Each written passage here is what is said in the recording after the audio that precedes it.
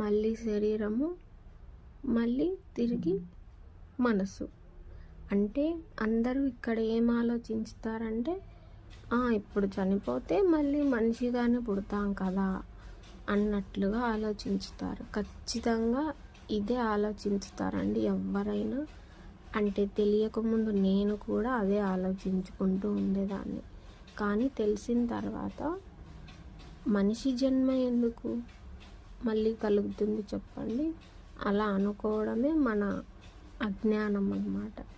మన పెద్దలు, గురువులు అందరూ ఎప్పుడు చెప్తూనే ఉంటారు, 84 లక్షల జీవరాశుల తర్వాత అప్పుడు జంతువులలో కానీ ఆ జీవరాశులలో చేసుకున్నటువంటి పుణ్యం వలననే మళ్ళీ తిరిగి మానవ జన్మ లభిస్తుంది అని అంటారు. అలాగా ఆ పుణ్యం ఏదైతే ఉంటుందో అప్పుడు మనిషి జన్మగా వస్తుందన్నమాట. కానీ మనిషి జన్మ వచ్చిన తర్వాత మళ్ళీ మామూలే, ఏ జ్ఞానము ఉండదు.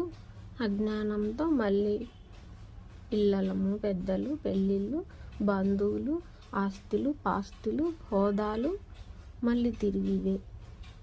ఇలా మనకి బాగా ఇలా జ్ఞానంలో మరింత ముందుకు వెళ్తూ ఉంటే అప్పుడు ప్రతి జన్మ ఇదే మనకు రిపీట్ అవుతూ ఉంటే ఈ ఆస్తులు, పాస్తులు, ఈ బంధువులని విసుకొచ్చి ఆ వాసన అనేది అలా తగిలి, అంటే ఆ వాసన అంటే మనకి పూర్వజన్మలో ఏ దానికోసమైతే మనం తప్పించి ఉంటామో, అంటే ఇంకా వద్దు ఈ బంధాలు అన్నట్లుగా ఉన్నామనుకోండి, అదే తిరిగి మళ్ళీ నెక్స్ట్ జన్మకు కూడా మళ్ళీ ఇప్పుడు మనం ఆ జ్ఞానం వైపుకి అడుగు పెడతాం కదా, అలా వెళ్తామన్నమాట.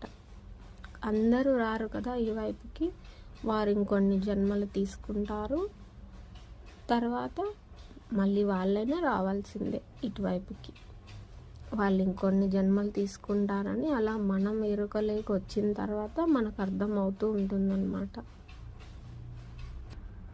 ఈ వీడియో మీకు నచ్చితే లైక్ చేయండి. లైక్ చేయడం వల్ల మనలాంటి వాళ్ళకి ఇంకొంతమందికి వెళ్తుందంట వీడియో. అలాగే కొత్త వారు ఉంటే సబ్స్క్రైబ్ చేసుకుని చూడండి. ఆల్ నోటిఫికేషన్ రావాలంటే బెల్ ఐకాన్ నొక్కి పెట్టుకోండి. అన్ని నోటిఫికేషన్లు, మరి కొన్ని వీడియోలు మీకు వస్తాయన్నమాట. ధన్యవాదాలు.